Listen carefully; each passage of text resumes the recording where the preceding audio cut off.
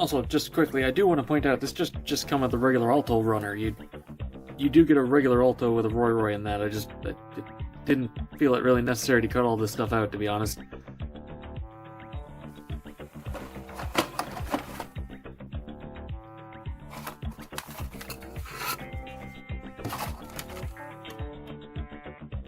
Hello and welcome back to another Plamo review. Today we're taking a look at the 30-minute missions, Alto Ground Type in Olive Drab.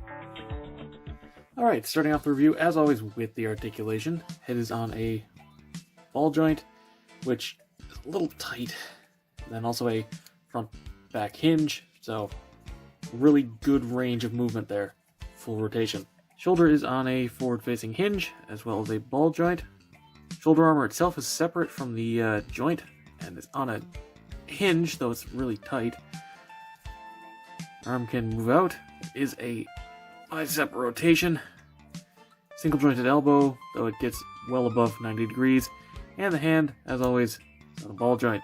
The waist is on a forward-facing ball joint, so you get a ab crunch as well as side to side. The hips are also a ball joint. These extra armor pieces are on the side pieces, so they have a hinge that doesn't really do anything, but can move front and back. Hips are the master grade style separate offset, so you can get down to about here for about 90 degrees. However, you can, of course, flip the joint around this way to get even higher. As you just saw, there's a thigh swivel, which is technically a ball joint, but there's not a lot of leeway in that. Double jointed knee, which has the separated knee piece, which is nice.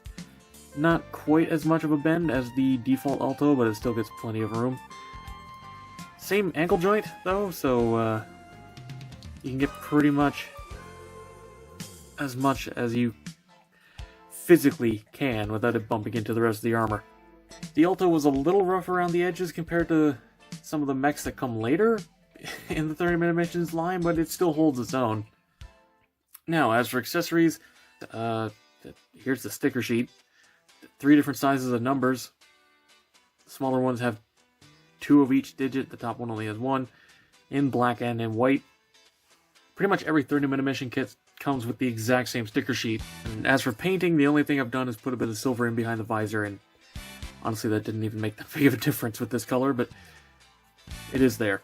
Now to talk about actual accessories, there's a lot you can do with this. The default configuration is, well, this with the bazooka, which is, it's alright. However, 30-minute missions is, of course, modular, and there's a lot you can do with this. You start off by ripping these off. You do get 2 of these tank treads, which I'm not a huge fan of. I do kind of wish there was a slightly better way to attach these, but it works well enough. You can just leave them mounted on the back piece, or you can pull the legs off and remove the ball joint polycap and plug the 3mm peg directly into here if you want it like a half-track gun tank thing going on. You can also pull off the lower leg and plug this tab in here, which is like Cotton Hill with tank tread feet.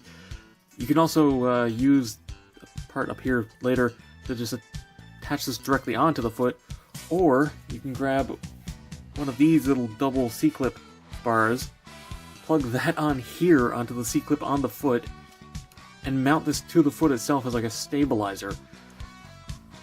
And quickly going over that bazooka, I mean, you can pull this chunk off, and this off the back, and this comes out. So you get 4 different chunks that you can use for stuff, which does... Unfortunately, these kind of still the same, but you can't use this as a standalone weapon. You just have to make it a short barrel, basically. The one good thing is that the actual main base of it does have an articulated handle. You get 2 of these plates, which have 2 3mm holes in the back. One goes all the way to the front. That's attached on with one of these little Z pieces. Just a offset 3mm peg, basically. Very useful piece, though.